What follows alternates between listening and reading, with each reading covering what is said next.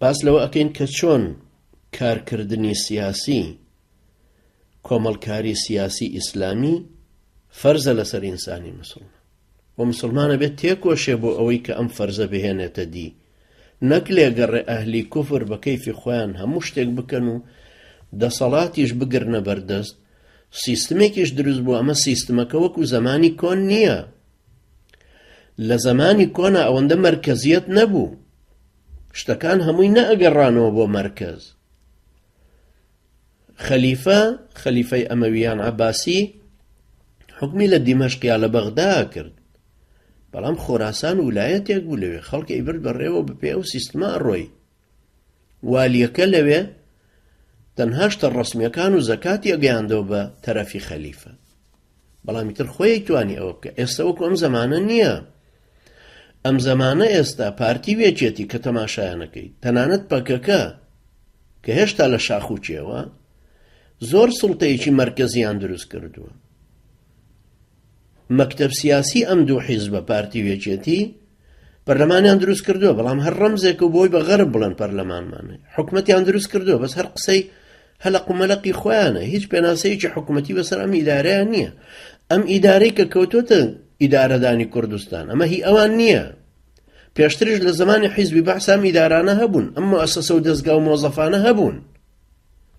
خەڵکێک تەعینە بێ هی تازە دێتە شوێنی کۆنەکان تەقاعود هەبن، بە زەوانی تریش بەرزە بنەوە بن بە مدیر عام. ئێستاژ ئەو کەسەی کە ئیدارەی کوردستانە با بەڕێوە، ئەوەی دائیرەکانە با بەڕێوە، هەمووی ئەو مۆزەفە محتەرەمانن کە بە درێژایی پسپۆری خۆیان لە مەدای 25 ساڵ و 30 ساڵ و 40 ساڵە هێناویانە. ئەم مؤسساتانە مؤسسەیەک نین پارتی وێچێتی دروستیان کردبێ. پارتی وێچێتی فاشل بوون لە دامەزراندنی تەلەڤیزیۆنێکی مشتەرەک، چ جای حکومەتێکی مشتەرەک.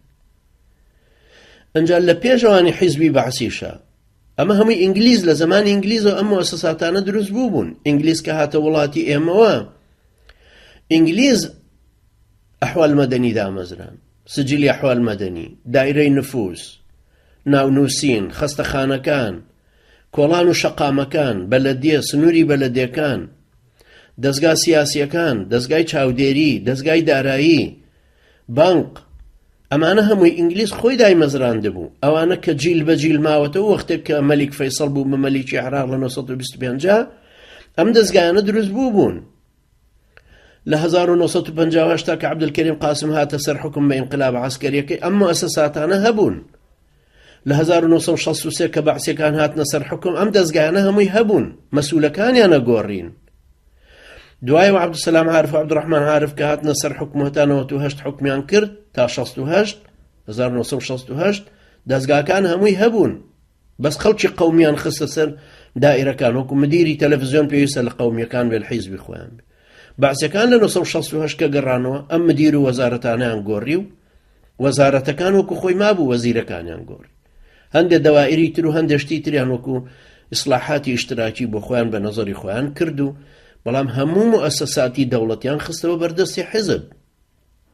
پارتی وێچێتیش بە هەمان شێوەیان کردووە.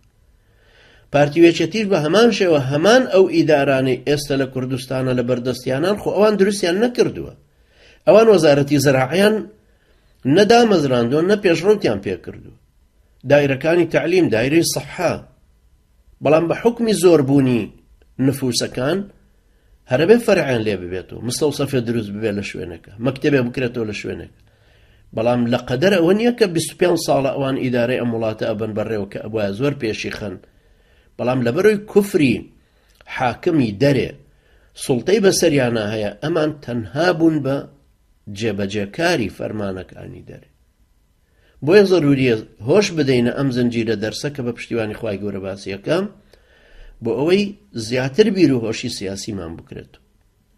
خوای پەروەردگار یارمەتیدەری ئێمەش و ئێوەش بە سەلامەت و سەرکەوتومان کە خوای گەورە یارمەتیدەرمان بێت تێمان گەیەنە زیاتر لە دینەکەی و ئەو کتاب و حکمەیەمان فێر کە کتاب کە پەیامی خوای پەروەردگار و حکمەتیش سنەتەکەی پێغەمبەری خوای عەلەیهی سەڵات وسەلام کە چۆنیەتی تێگەیشتنە لە کتاب لە قورئانەکە و چۆنیەتی تێگەیشتنە لە واقعەکە و ڕەفتارکردنە لەگەڵ زەمن و خەڵکەکەی کە لەو زەمەنەیە ئەژین کە عولەمایانی ئوسوڵ پێیان فەرمووە مەناط التەکلیف، واتە تێگەیشتن لە دەق كتاب سنة إجماع وانيتر وتيجيشتن لواقعك كيسلم زمنا بيلن فقه الواقع تيجيشتن لو زمني كاتيايا أجين لقل تيجيشتن لا أو خلقيك دقا كان يندسرسل أتشسبيني خواهي پروردگار يارمتي دري مشو اوش أقول قولي هذا واستغفر الله لي ولكم وجزاكم الله خيرا والسلام عليكم ورحمة الله وبركاته.